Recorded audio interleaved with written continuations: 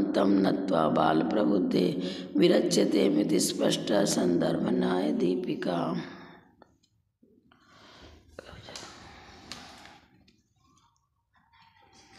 कल ब्रह्मांड और नैव के विषय में कल हमने चर्चा की थी। उद्देश्य किसे कहते हैं, लक्षण क्या है, लक्षण निर्देश और परीक्षा, ये विषय हो गया। आगे देखेंगे। लक्षण दो प्रकार का है, आत्मभूत और अनात्मभूत। द्विविधम लक्षणम आत्मभूतम अनात्मभूतम च इति। आत्मभूत और अनात्मभूत ये दो भेद किस लिए किया। आत्मभूत का वस्तु के स्वरूप में मिला हुआ, जैसे अग्नि की उष्णता, अग्नि में उष्णता है, अग्नि और उष्णता में गुण और गुणी का संबंध है। तो गुण और गुणी में जो प्रदेश भेद के बिना उसका संबंध है, संश्लेष संबंध भी नहीं कहेंगे तो स्वरूप ही हो गया। गुण और गुणी में जो अविनाभाव संबंध है, उस अविनाभाव संबंध को लिए हुए जो चर्चा की जाती है उसे आत्मभूत लक्षण कहते हैं। स्वरूप ही हो गया ना अग्नि को, गुण और गुणी तो व्याप्य व्यापक भाव हो गया। तो व्याप्य व्यापक भाव कहो चाहे अविनाभाव संबंध कहो, उस प्रकार का संबंध लिए हुए जो कथन होता है उस लक्षण को हम आत्मभूत लक्षण कहेंगे।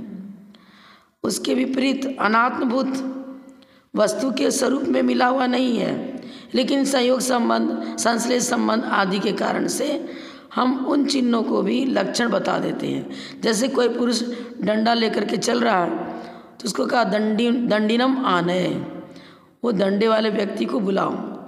तो दंडिनम शब्द जो दिया, दंडी, ये भी उसका लक्षण हुआ, लेकिन अनात्मभूत लक्षण हुआ, क्योंकि जब तक डंडा उसके हाथ में है तभी तक उसको दंडी कहा जाएगा, और डंडा छोड़ दिया तो दंडी नहीं रहा। अनात्मभूत माने वस्तु के स्वरूप में मिला हुआ ना हो, लेकिन बाह्य चिन्ह बन रहा है उसकी पहचान के लिए। बहुत सारे व्यक्ति जा रहे थे लेकिन डंडा किसी के हाथ में नहीं था, मात्र एक व्यक्ति के हाथ में था, और उसको ही हमें आह्वान करना था, बुलाना था। नाम मालूम नहीं है उसको, कर दंडिनम आना है, और वो डंडा जो लिए जा रहा है ना उसको बुलाओ। तो पहचान हुई ना वस्तु की। बहुत सारी मिली हुई वस्तुओं में किसी एक वस्तु को अलग करना।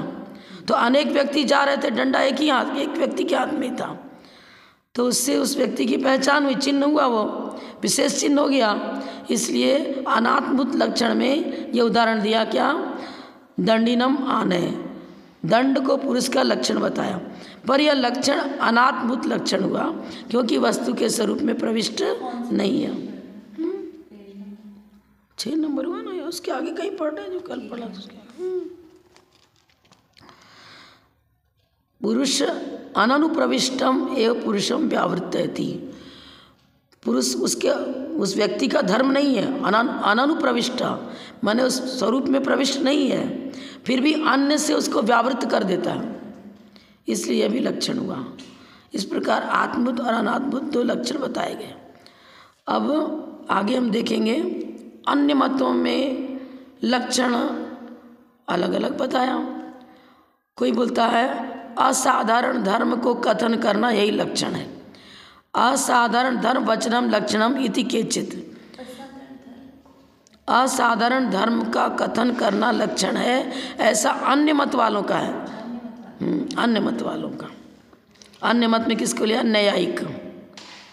उनके कुछ हेमचंद्राचार्य वाह लिखा है। न्यायिक मत में सब इस प्रकार का विशेष है। उन्होंने क्या बताया, लक्षण की परिभाषा क्या बताई।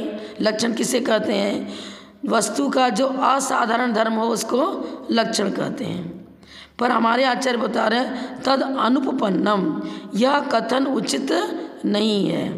क्यों, असाधारण धर्म के साथ न अविनाभाव संबंध बनता है और न वो लक्षण की परिभाषाओं में घटित होता है। क्योंकि हमारे आचार्य लक्षण किसको कहा था, जिसमें अव्याप्ति, अतिव्याप्ति, असंभव दोष न हो, जिसमें क्या बताएं, संशय परे और अनर्थक शायद ये दोष न हो।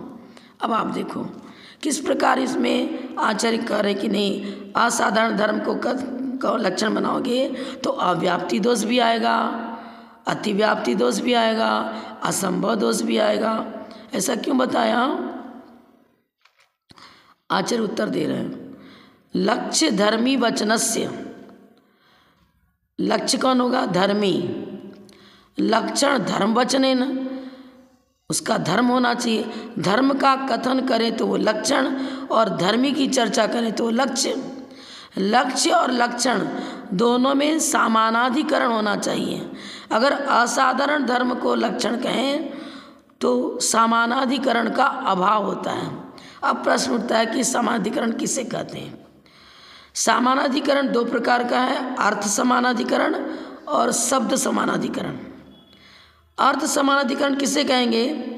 तत्र एक अधिकरण वृत्तित्वम अर्थम, जैसे यथा रूप रसयो, रूप और रस। मान लो पुद्गल की चर्चा कर रहे हैं, पुद्गल का हम लक्षण बता रहे हैं। अब रूप और रस, इनमें तो समानाधिकरण है, क्योंकि पुद्गल के बिना वर्ण गंध रस स्पर्श के कोई पुद्गल का अस्तित्व नहीं बनता। पुद्गल उसे कहते हैं कि तत्वासित में क्या बताया? रूपिणा पुद्गला। वर्ण गंध रस स्पर्श, ये चार गुण जिसमें पाया जाए उसे पुद्गल कहते हैं।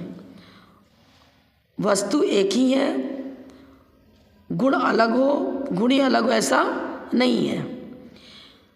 तो गुण और गुणी का अधिकरण एक ही हुआ, एक ही हुआ ना। प्रदेश भेद अलग अलग है क्या? गुण का प्रदेश अलग हो, गुणी का अलग हो, नहीं है ना। प्रदेश भेद का अभाव है और व्यापक भाव है एक ही अधिकरण में। जैसे मान लिया कोई द्रव्य रखा, पुद्गल द्रव्य रखा हुआ है, अब उसके पूरे अंश में व्याप्त है वो गुण। गुण में व्यापक गुण और गुणी में व्यापक भाव होता है। मतलब आप जैसे कोई ना कोई वर्ण रहेगा, ऊपर से वर्ण डाल देना अलग चीज़ है, वही पुद्गल है। माने ओरिजिनल जिसको कहेंगे, पुद्गल परमाणु भी क्यों ना हो, वो भी वर्ण गंध रस स्पर्श से रहित नहीं है। जहाँ जहाँ गुण है वहाँ वहाँ गुणी होगा, जहाँ जहाँ गुणी है वहाँ वहाँ गुण होगा। एक अधिकरण वृत्तित्वम अर्थ समानाधिकरणम, एक अर्थ वृत्तित्वम, माने प्रदेश भेद नहीं है, दोनों का प्रदेश एक ही है। जो गुण का प्रदेश है वही गुणी का प्रदेश है। इसको उन्होंने क्या लिखा? अर्थ समानाधिकरण। शब्द समानाधिकरण किसे कहेंगे? विभक्ति समान होनी चाहिए, गुण विशेष विशेषण दोनों में समान विभक्ति समान लिंग होना चाहिए। उदाहरण इन्होंने दिया नीलम कमलम। नीलम शब्द भी प्रथमा विभक्ति एक वचन नपुंसक लिंग है, कमलम शब्द भी प्रथमा विभक्ति एक वचन नपुंसक लिंग है। विशेष्य और विशेषण में समान विभक्ति का यदि हम प्रयोग करते हैं, भले ही अर्थ अलग निकल रहा है, क्योंकि नील हुआ विशेषण और कमल हुआ विशेष्य, लेकिन विभक्ति समान है। सुंदरम पुष्पम, और जैसे कि कोई उदाहरण ले लो, ये बालक है, यह बालक है, अयम बालकः, दोनों में समान विभक्ति लगाई। हाँ, विशेष और विशेषण दोनों में समान लिंग समान विभक्ति आदि का प्रयोग करते हैं तो उसको हम शब्द समानाधिकरण कहेंगे। अब असाधारण धर्म को लक्षण कहें तो पहले तो असाधारण है क्या चीज़? ये सारा परमत का आ रहा है, मतलब समानाधिकरण वगैरह, ये जो आप समानाधिकरण वगैरह बता रहे हैं ना, तो ये सारा परमत का है क्या? नहीं, जैन मत वाले। ये आपने बोला ना असाधारण धर्म जो लक्षण, असाधारण धर्म में समानाधिकरण नहीं बनता है। धर्म और धर्मी में माने असाधारण धर्म, वो धर्म किसको कहते हैं? कोई भी असाधारण चीज़ पकड़ लिया, हमारे यहाँ तो उस धर्म को ही पकड़ना पड़ेगा, या तो उसमें व्यापक भाव संबंध हो तो वह आत्मभूत लक्षण बनेगा, या तो फिर बहुतों में से किसी एक को व्यावृत करने वाली चीज़ हो। अब बताओ, जीव का लक्षण हमने किया चेतना, ठीक है, और वो जीव का लक्षण क्या बताते हैं? जैसे कि चार्वाक मत बताता है कि चार भूत चतुष्टय से जीव द्रव्य का निर्माण हो जाता है। यहाँ न्यायिकों ने इस लक्षण को कहा है। न्यायिक गुण को अलग मानते हैं और गुणी को अलग मानते हैं। न्यायिक वैशेषिक दोनों का सिद्धांत ऐसा है कि गुण और गुणी में प्रदेश भेद है और से एक समवाय संबंध अलग होता है। वो समवाय संबंध गुण को उठाता है और गुणी के साथ जोड़ देता है। अब असाधारण धर्म कैसे बनेगा? वो धर्म तो धर्मी से कभी अलग होना ही नहीं चाहिए। ये धर्म कर रहे हो तो उनकी फिलॉसफी अलग बैठ रही है ना। हमारे यहाँ असाधारण धर्म उसी धर्म को असाधारण कहेंगे जो त्रैकालिक उसके साथ साथ रहे, अनवय नो गुणा, सदा सदा साथ में रहे। अब गुण अलग पड़ा है, गुणी अलग, तो अनवय कहाँ हुआ? अनवय और व्यतिरेक नहीं बन रहा ना अनवय बन रहा ना व्यतिरेक बन रहा। बता तो रहे कि जीव का गुण है, ज्ञान जानना देखना जीव का गुण है, लेकिन वो गुण को अलग ठहरा रहे हैं, उसकी सत्ता अलग बता रहे हैं, प्रदेश भेद पूर्वक चर्चा कर रहे हैं। गुण अलग है, समवाय संबंध अलग है और जीव अलग है। अब ज्ञान गुण को समवाय संबंध ही लाकर ज्ञान गुण को उठाता है और गुणी के साथ जोड़ देता है, जीव के साथ जोड़ता है। अब अन्वय कहाँ बना? ना अन्वय बना ना व्यतिरेक बना। जहाँ जहाँ जीव है वहाँ वहाँ ज्ञान है, जहाँ जहाँ ज्ञान है वहाँ वहाँ जीव है। त्रैकालिक ये चीज़ें हैं कि ज्ञान के बिना जीव का अस्तित्व नहीं और जीव के बिना ज्ञान का अस्तित्व नहीं, और वो तो जीव को अलग ठहरा रहा, अस्तित्व अलग ठहरा रहा ना। इसमें इतना डिटेल दिया नहीं है, पर अन्य ग्रंथों में ऐसा दिया। अब ये देखो, प्रकृत शाब्द सामाधिकरण किसे कहते हैं? ग्राह्यम वचन शब्द प्रयोगात वचने नहीं वचनस्य शाब्द सामाधिकरण। उदाहरण में दे दिया ना, समान विभक्ति होना चाहिए। एकार्थ प्रतिपादकत्वे सति, किसी एक ही द्रव्य की चर्चा की जा रही है पर कि कोई विशेषण लगाकर उसकी चर्चा कर रहे हैं। यह कमल है, श्वेतम कमलम, सफ़ेद रंग का कमल है। नीलम कमलम, नील रंग का कमल है। इदम बालकम, यह बालक है। यह शब्द हो गया विशेषण और बालक हुआ विशेष्य, वो छोटे छोटे शब्दों में है। प्राकृते शाब्दम सामाधिकरणम, नीलम कमलम, ये जो बताया हमने, इसमें प्रकृति में शाब्द समाधिकरण है। कमल किसे कहेंगे? जो जल में उत्पन्न होता है, कीचड़ में उत्पन्न होता है, हाँ? कीचड़ में उत्पन्न होकर के भी कीचड़ से पृथक रहता है, भिन्न रहता है। पर कमल की परिभाषा नहीं बनेगी, क्योंकि सारे कमल नील नहीं होते। कोई कमल सफ़ेद भी हो सकता है, गुलाबी कलर का भी हो सकता है, अन्य वर्ण भी हो सकता है, नीला भी हो सकता है। तो इसमें तो मतलब अन्य मत की अपेक्षा हमारे तो बता रहे हैं कि नीलम कमलम, इसमें शाब्द समाधिकरण है, व्यापक वाला नहीं बता रहे ना। उन्होंने तो धर्म को ठहराया था। असाधारण धर्म तो नील वर्ण पर्याय है कमल की, उसका गुण नहीं है। समझ, कल भी बताया था कि वर्ण तो गुण होता है, नील पर्याय है ना, पर्याय है। और सब देख लेना, जब वो अभी कर्णिका के रूप में है, उसका कलर प्रकट नहीं होता है, धीरे धीरे कलर प्रकट होता है। अब उसको किस प्रकार हम समाधिकरण करेंगे? समाधिकरण का मतलब इन्होंने धर्म को लिया है।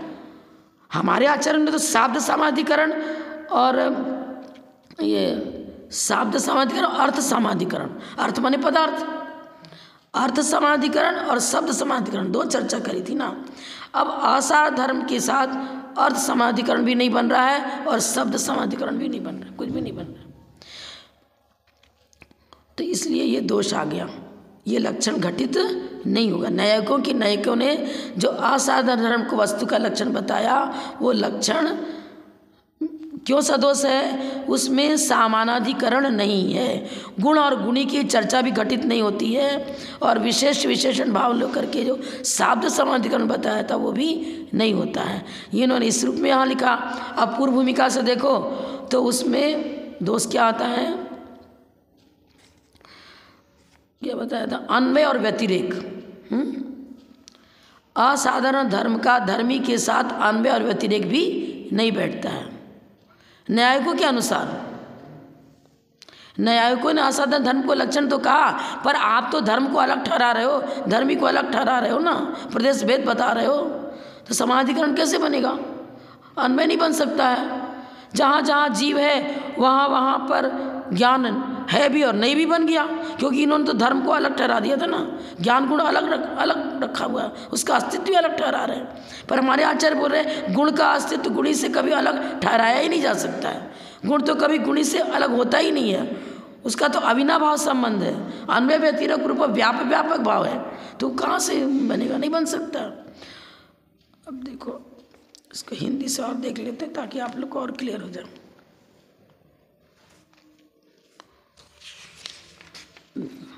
यदि असाधारण धर्म को लक्षण कहा जाए तो लक्ष्य वचन और लक्षण वचन, लक्ष्य और लक्षण दोनों में समानाधिकरण नहीं बनता।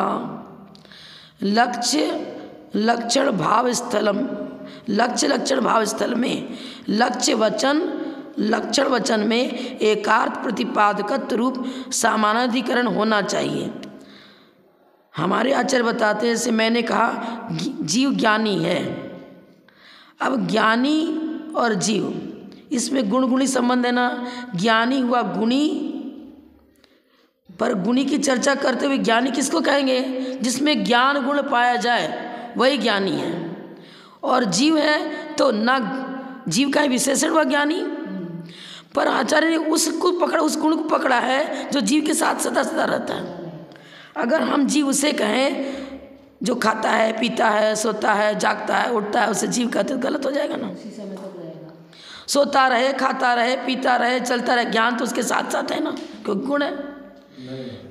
ज्ञानी विशेषण है, जीव विशेष्य है, लेकिन कौन सा विशेषण ढूंढा है? जो अविनाभाव संबंध को लिए हुए रहे, त्रैकालिक उसका साहचर्य रहे।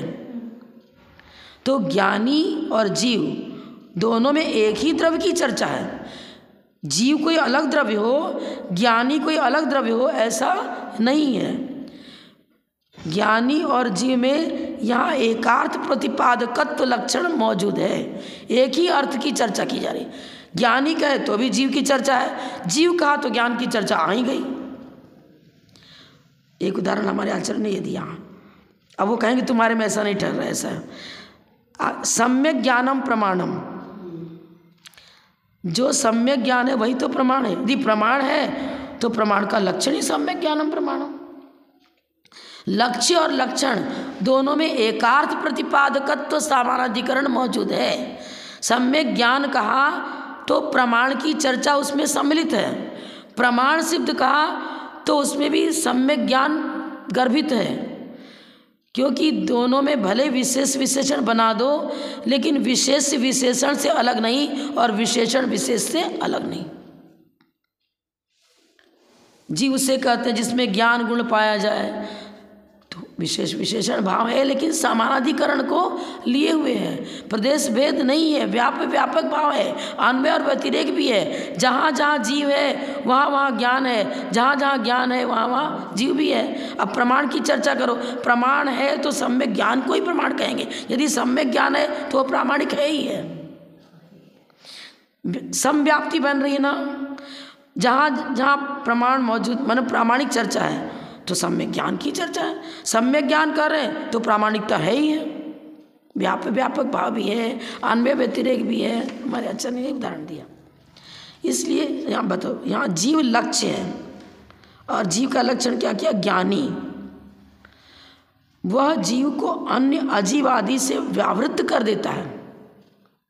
जब हमने कहा जीव का लक्षण क्या बता? ज्ञानी, जिसमें ज्ञान गुण पाया जाए उसे जीव कहते हैं, तो अजीव आदि से व्यावृत्त हो गया ना।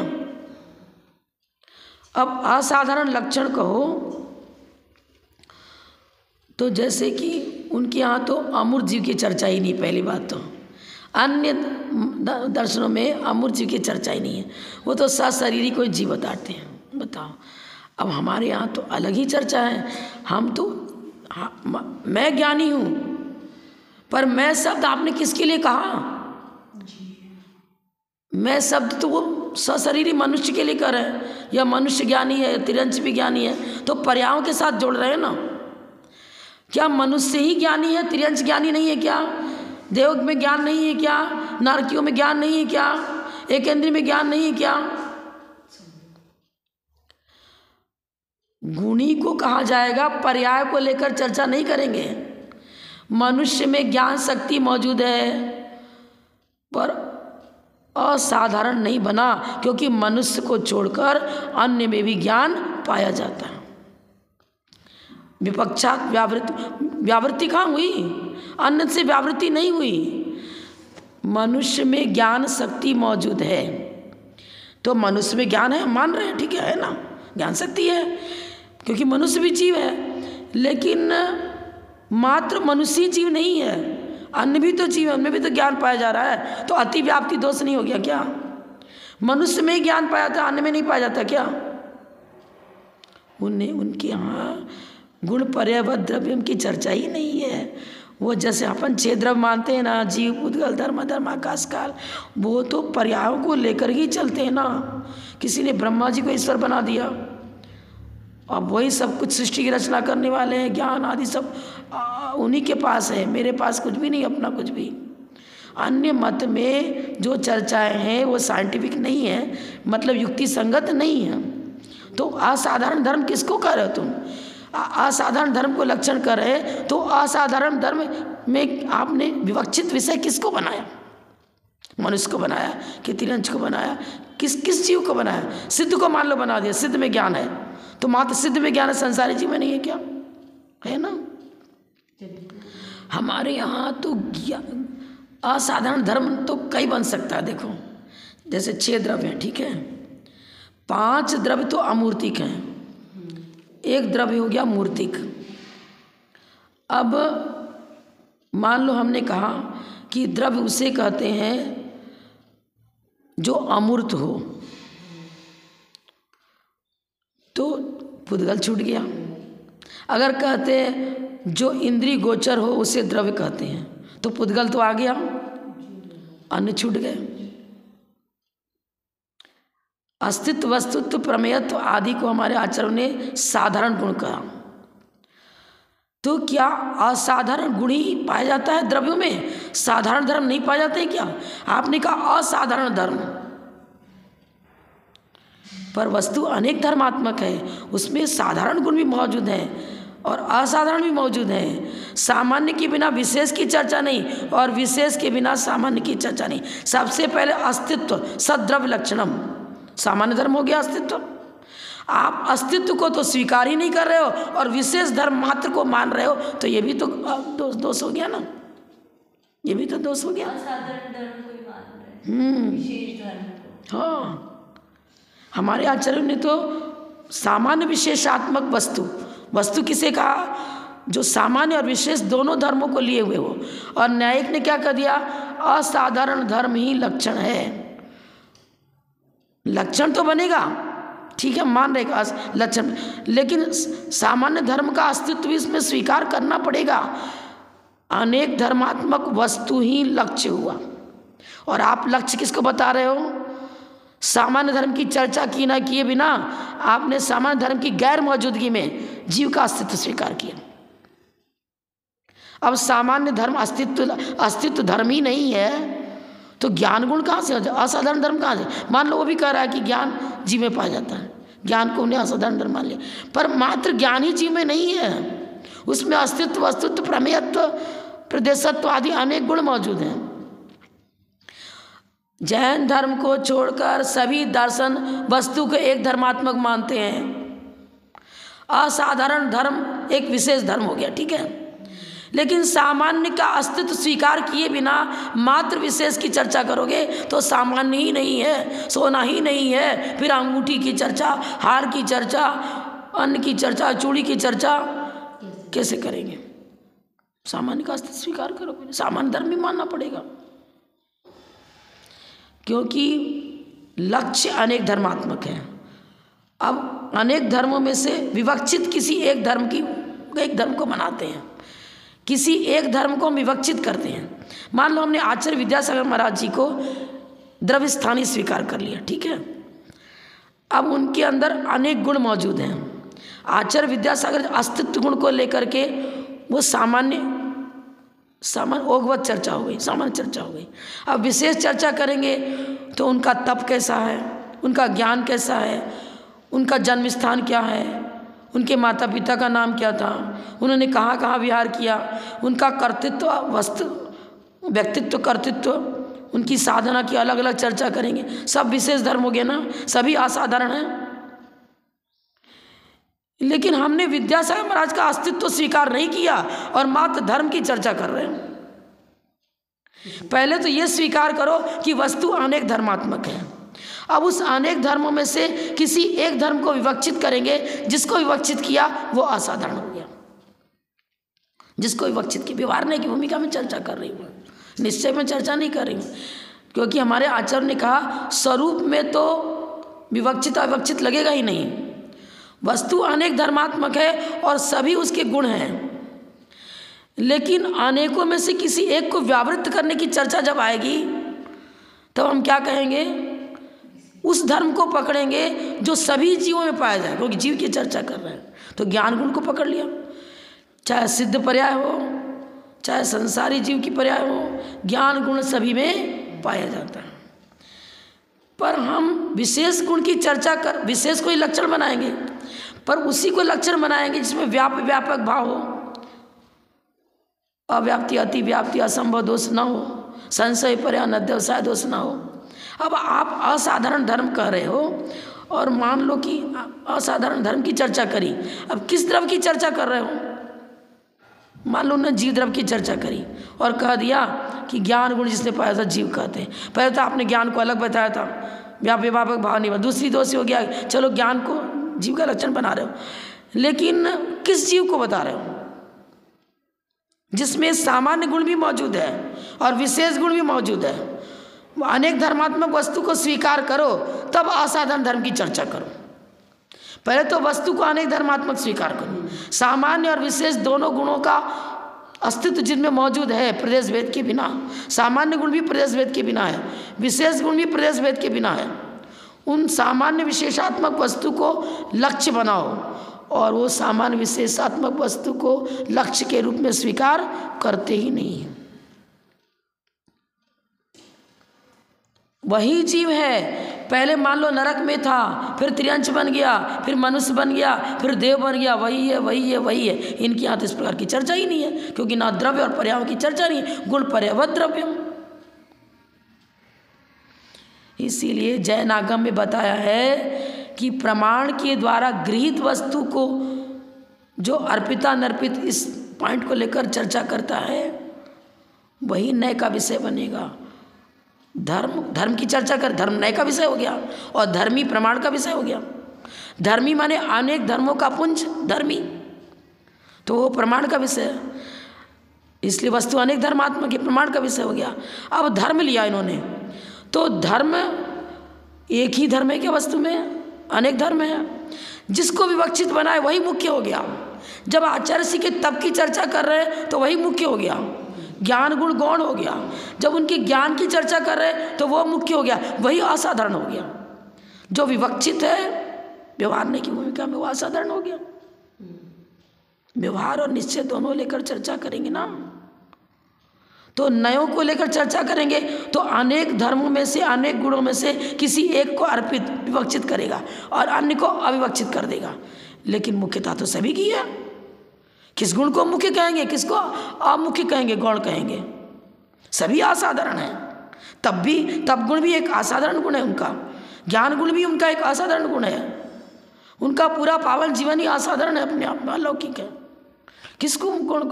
असाधारण धर्म का मतलब हम जब तक प्रमाण और नय का आधार लेकर उसको प्रमाण और नय को छोड़ करके असाधारण धर्म की चर्चा करेंगे तो अनेक प्रकार के दूषण उसमें आ जाएंगे। प्रमाण और नय को केंद्र बना करके फिर हम कहें कि जीव का लक्षण ज्ञान है, पर न्यायिक मत में तो जीव द्रव्य किसे कहते वो वही नहीं स्वीकार कर रहे। पहले तो प्रमाण का विषय वो जीव द्रव्य होना चाहिए। जीव अनेक धर्मात्मक पहले स्वीकार करो, जीव का अस्तित्व किस प्रकार स्वीकार करो, वो जीव अनेक धर्मात्मक है, जीव एक द्रव्य है और उसमें अनेक धर्म पाए जाते हैं। गुण पर्यावत द्रव्य, अनेक गुणों का समूह और अनेक पर्यायों का समूह, इस प्रकार की परिभाषा पूर्वक जीव द्रव्य को स्वीकार करो। तब धर्म की चर्चा आ गई कि वो कौन सा असाधारण धर्म है, कौन सा साधारण धर्म है, अस्तित्व अस्तित्व प्रमेय आदि साधारण धर्म है, उसका ज्ञान गुण असाधारण धर्म है। आप ज्ञान गुण को असाधारण धर्म भले ही कर दो, लेकिन आप क्यों कह रहे हो कि ज्ञान अलग पड़ा हुआ है, जीव अलग पड़ा हुआ है और समवाय संबंध अलग पड़ा हुआ है। इन्होंने हमारी जैन डिक्शनरी से ही समवाय शब्द को चुन तो लिया, पर समवाय को हमारे अनुसार उसका कथन किया नहीं, जैन धर्म के अनुसार कथन किया नहीं। हमारे यहाँ तो अविनाभाव संबंध को ही समवाय संबंध कहा है, जिसमें व्यापक भाव पाया जाए उसी को समवाय संबंध कहा है। तो यहाँ जोड़ना का चबान ही नहीं, वो तो स्वरूप होता है, जोड़ा कैसे जाएगा। ज्ञान गुण को समवाय संबंध जोड़ता नहीं है, ज्ञान गुण से तो अनादिकाल से जीव समन्वित ही है। अब वो क्या करते, बच्चा बालक था तो पढ़ा लिखा नहीं था, अब धीरे धीरे ज्ञानी बना तो शिक्षक ने इसको ज्ञान दिया, अन्य लोगों से ज्ञान मिला, ज्ञान से जुड़ा। अरे जुड़ा नहीं है भाई, उसका ज्ञान विकसित हुआ।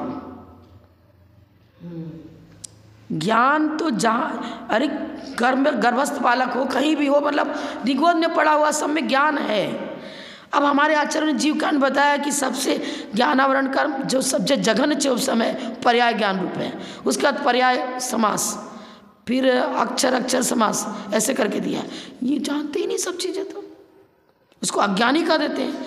हमारे यहाँ अज्ञान दो प्रकार का बताया, औदैहिक भाव में भी अज्ञान को लिया है और छायोसमिक भाव में भी अज्ञान को लिया है। औदैहिक भाव में मतलब ज्ञानावरण कर्म के उदय के कारण से हमारी ज्ञान शक्ति पूर्णतः प्रकट नहीं है।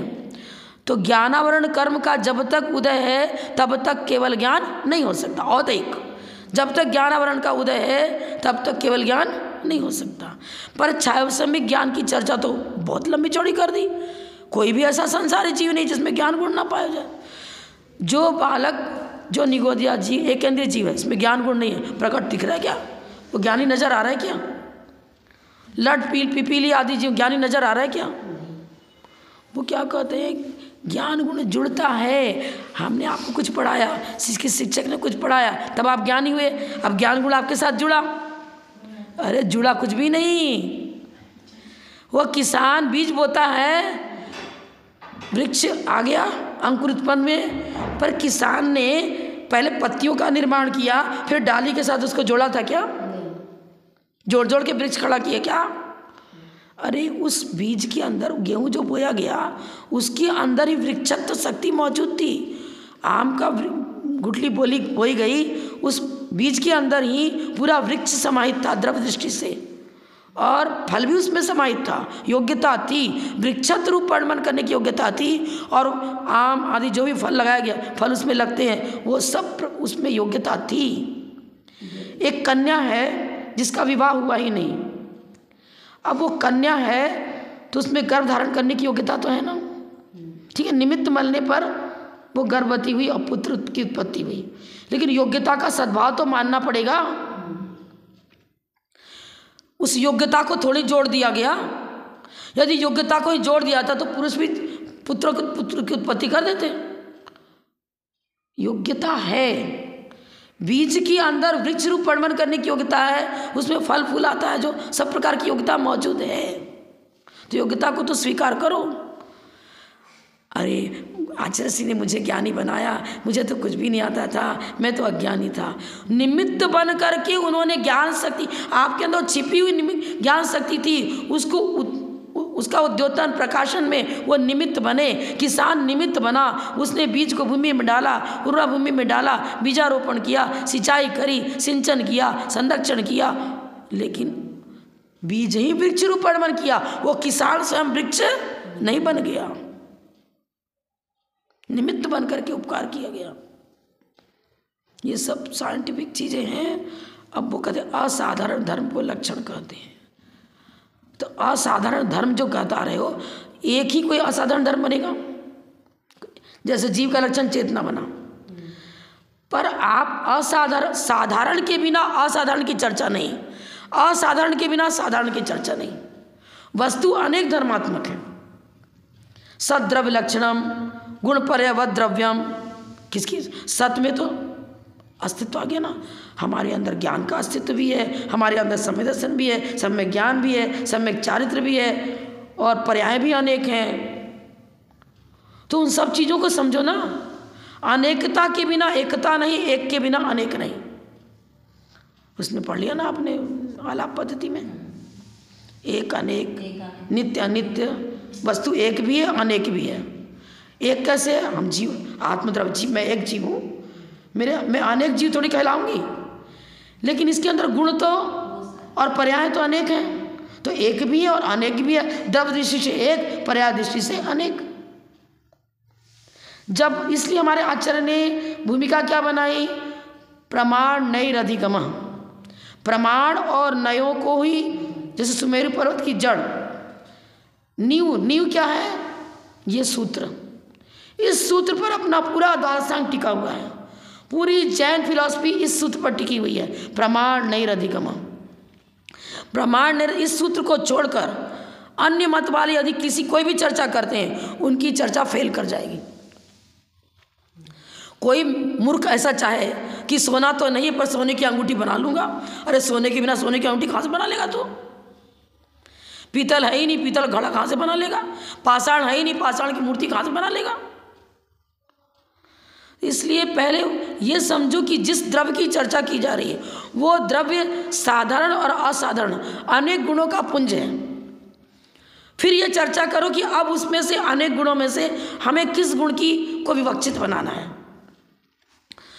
तो व्यवहार ने की भूमिका में तो जिसको विवक्षित बनाएंगे वही असाधारण हो जाएगा, और निश्चय ने की अपेक्षा में तो उस गुण को पकड़ेंगे जिसमें अविनाभाव, जो सभी पर्यायों में साथ साथ रहे। ज्ञान गुण जब एक इंद्रिय पर्याय में कोई जीव था तब भी ज्ञान गुण उसके साथ था, द्विइंद्रिय पर्याय में गया तब भी ज्ञान गुण उसके साथ है, संसार की किसी पर्याय में ज्ञान गुण उसके साथ है, केवली बन गया तब भी ज्ञान गुण है, सिद्ध बन गया तब भी ज्ञान गुण है। लेकिन द्विइंद्रिय जाति नाम कर्म त्रैकालिक है क्या? एक इंद्रिय जाति नाम कर्म त्रैकालिक है क्या? मनुष्य का मनुष्य हैं तो ये पर्याय त्रैकालिक है क्या?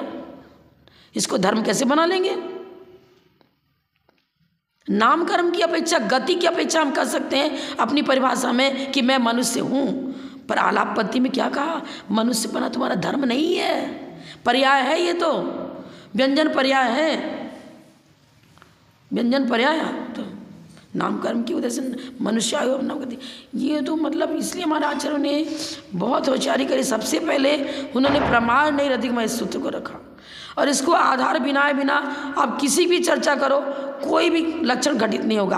आत्मभूत लक्षण भी घटित नहीं होगा, अनात्मभूत लक्षण भी घटित नहीं होगा, कोई भी चीज घटित हो ही नहीं सकता, क्योंकि एकार्थ प्रतिपादकत्व बोल दिया ना। एकार्थ प्रतिपादक समाधिकरण एक ही अर्थ का प्रतिपादक है। धर्म होता है वो धर्म धर्मी से अलग होता नहीं। तो किसी भी धर्म की चर्चा करें तो उस एक धर्मी की तो चर्चा होगी। एकार्थ माने एक पदार्थ है। हमने एक पदार्थ की जगह मान लिया गणनीय का विजयमती माता जी को पकड़ लिया, उनकी चर्चा करनी है। अब उनमें अनेक धर्म हैं, अब किसी भी चर्चा करेंगे तो विजयमती माता जी को छोड़कर किसी अन्य की चर्चा की हुई क्या?